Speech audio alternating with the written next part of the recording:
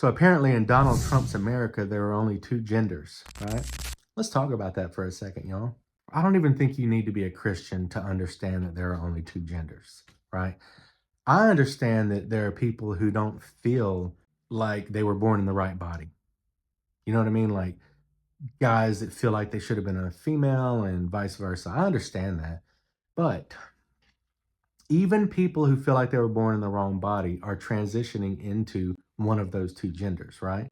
Like there really is only male and female. You can feel however you want about something. You can say, well, I think I'm neither one. I'm neither male nor female, but biologically, you actually are. You can be born without genitalia or with both genitalia, and biologically, you are one or the other. Okay, your chromosomes tell the story. So to argue that there are all these genders, and you can be a furry if you want to, and you can be a freaking dude. There was a school. I was doing an audit in Tennessee, and the person I was auditing was telling me about this elementary school where their cousin's child goes. And I kid you not, they had to have litter boxes in the bathroom because so many of the students identify as rabbits.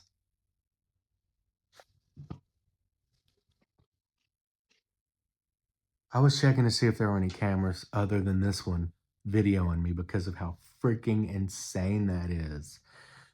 You can't possibly believe that.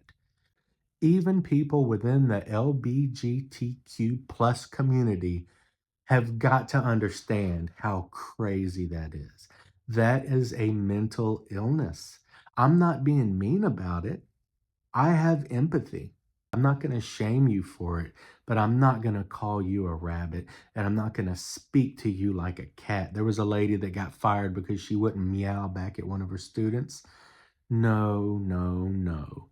God created male and female that we might come together in marriage and procreate so that his children can be born on earth and prove ourselves worthy to re-enter his presence. It's as simple as that, which that's a whole other thing. People say, oh, why does he have such a big head that he wants us to prove? No, that's not what it is. This is another video. I'm not getting into that here, but I just want to say, so if you don't fit into that category, if you're not someone who feels like that's for you, right? Like, well, I would love to do that, but I'm a guy and I really want to be a girl, or I'm a female and I have never felt like a female, so how can I have children? And I'm not attracted to guys, I'm attracted to other females. I understand that, okay?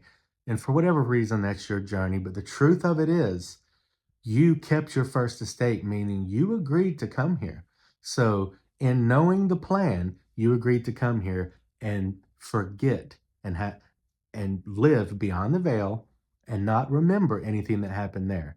And that whatever your journey was going to be is what your journey was going to be. God puts things in our life that he thinks will help us to be able to get back to him. I can't explain why some people are born like that. And I know that they are. I'm not denying that they are. Not everybody is just faking it. You know what I mean? I know that a lot of people struggle with identity and it's just their journey. I mean, I also know that people struggle with Tourette's syndrome, or some people are schizophrenic, and some people are bipolar, and some people are manic depressive, and some people have scoliosis. Some people end up with cancer or heart disease. Whatever your journey is, you just have to understand that there's a reason that we're here. And just because we don't know what the reason is, doesn't mean that there isn't one. And that just because you feel like you should have been born a tree doesn't mean that you should be able to convince literally billions of people on planet Earth to call you fern and refer to you as a freaking tree. There are two genders, and anything else, anyone claiming to be anything else, and I'm sorry that this is going to hurt people's feelings, and I know that it is, and it's going to trigger a lot of people, but anyone claiming to be anything else is struggling from a mental disorder. They have something wrong with them and they need help. We don't need to be catering to that. We don't need to be placating these people. We don't need to tiptoe around them and meow at them at school. As I stated, Even within the LGBTQ plus community, if you took God out of the equation, you must understand how crazy that is. For a person to stand up and say, "Oh, there are 100 genders and I don't have to be male or female. I can be any number of genders that I want. I can be a combination of both. I can be non-binary, I can be non-gender specific. I can be a tree, I can be a cat, I can be a mouse, I can be a horse." No,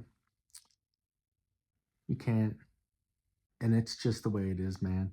It's the way God set it up to be, whether you like it or not. You already made your choice. You kept your first estate. You decided to come here and be proved.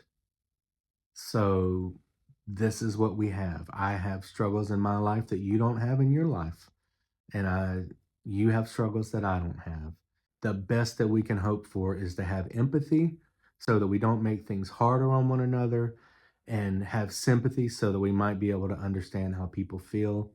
But I would never ask anyone to change who they are as a workaround for my problems. And you shouldn't be asking billions of people to change who they are. I know a lot of people aren't doing any of these things intentionally. I know there are a lot of people out there that really struggle with this, but once you latch on to this idea and once you embrace it, and once you say, "Yay, I'm not a male or a female, I'm whatever I want to be," you really are going against your nature.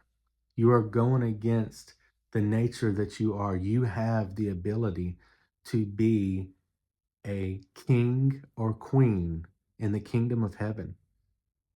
You have that right. You have that birthright. You are royalty, whether you know it or not, whether you like it or not. And all you have to do, you don't have to be perfect. You just have to believe that one person is, and everything else will fall in place if you take action on those beliefs, because faith is an action word. This is getting a little off topic here. I could go on. I could just speak about this stuff for hours probably, without getting tired. I would just need a sip of water every now and again.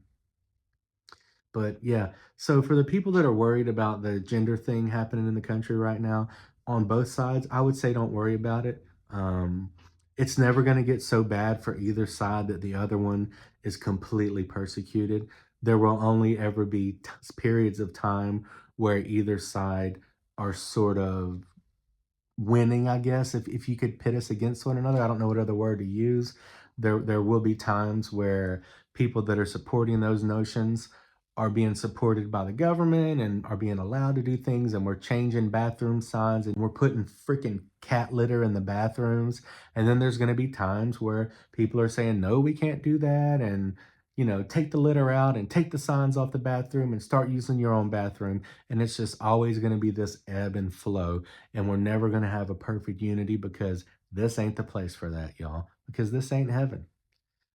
But like I always say, Christ is coming.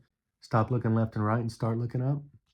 You don't want to be awakened by the high priest lighting your robe on fire. I'm the conservative, and chomp on these words.